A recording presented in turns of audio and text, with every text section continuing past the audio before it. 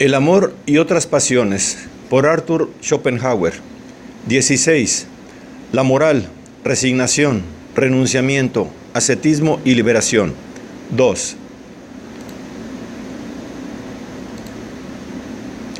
Quietismo, es decir, renunciamiento a todo deseo.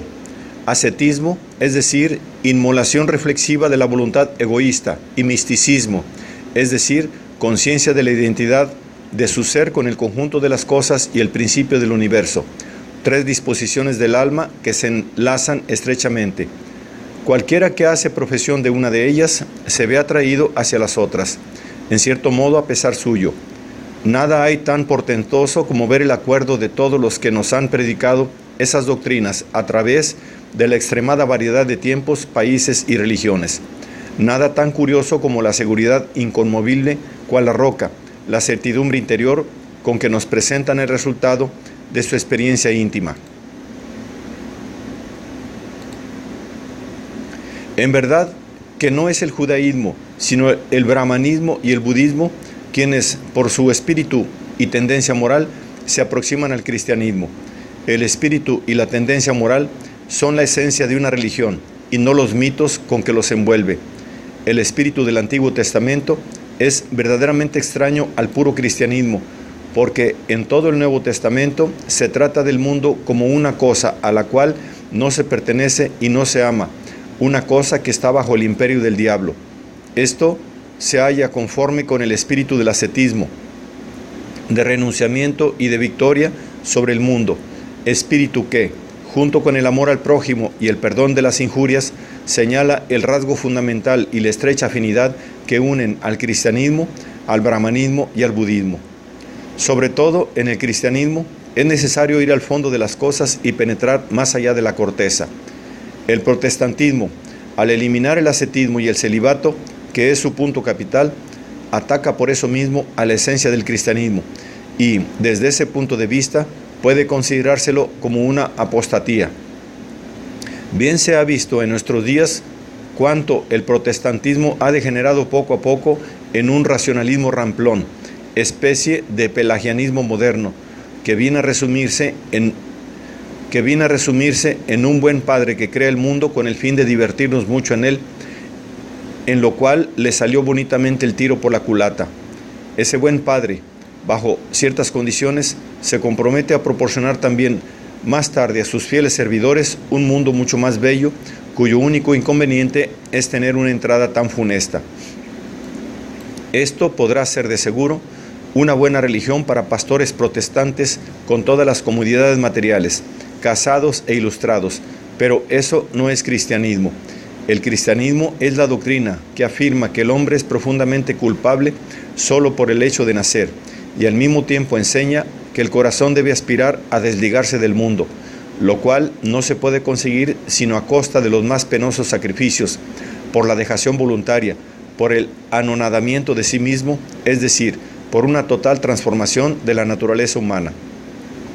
El optimismo no es, en el fondo, más que una forma de alabanzas que la voluntad de vivir, única y primera causa del mundo, se otorga sin razón a sí misma cuando se mira con complacencia en su propia obra. No solo es una doctrina falsa, es una doctrina corruptora, porque nos presenta la vida como un estado apetecible y da como objetivo de la vida la felicidad del hombre.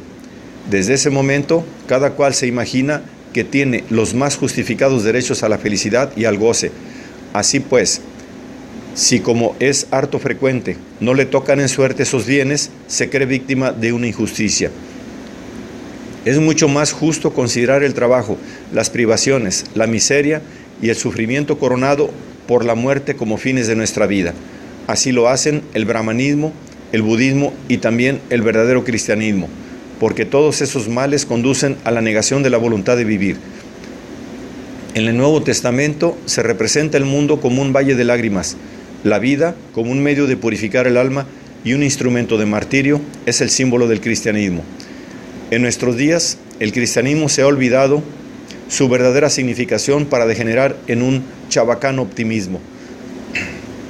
La moral de los indostánicos, tal como se expresa del modo más variado y enérgico en los Vedas y Puranas de sus poetas, en los mitos y leyendas de sus santos, en sus sentencias y reglas de vida, prescribe expresamente el amor al prójimo con absoluto deshacimiento de sí mismo. El amor, no limitado solo a los hombres, sino extendido a todos los seres vivientes. La caridad, llevada hasta el abandono del salario cotidiano obtenido a fuerza de sudor y de fatiga. Una mansedumbre sin límites para con aquel que nos ofenda. El bien y el amor devueltos por el mal que se nos hiciere, por grande que éste sea. El perdón alegre y espontáneo de toda injuria. La abstinencia de todo alimento animal. Una castidad absoluta y el renunciamiento a toda voluptuosidad para quien aspira a la santidad verdadera.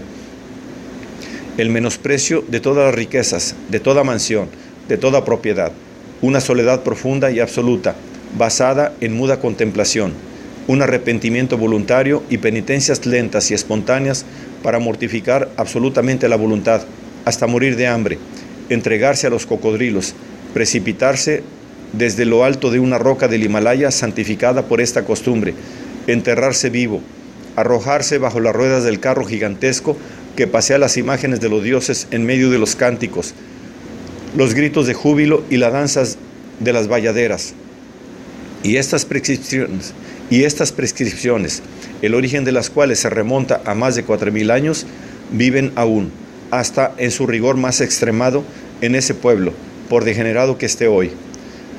Unas costumbres por tan largo tiempo sostenidas entre tantos millones de hombres, unas prácticas que imponen tan abrumadores sacrificios, no pueden ser arbitraria invención de algún cerebro alucinado.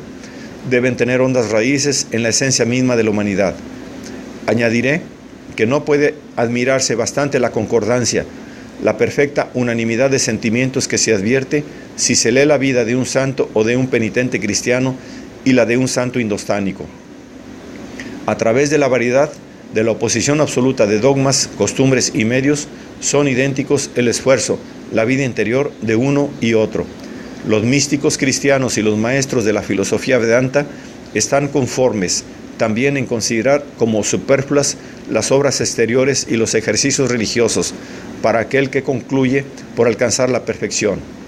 Tanta concordancia entre pueblos tan diferentes y en una época tan remota es una prueba de hecho de que no se trata aquí, como aventuran por complacencia los ramplones optimistas, de una aberración, de un extravío del espíritu y de los sentidos.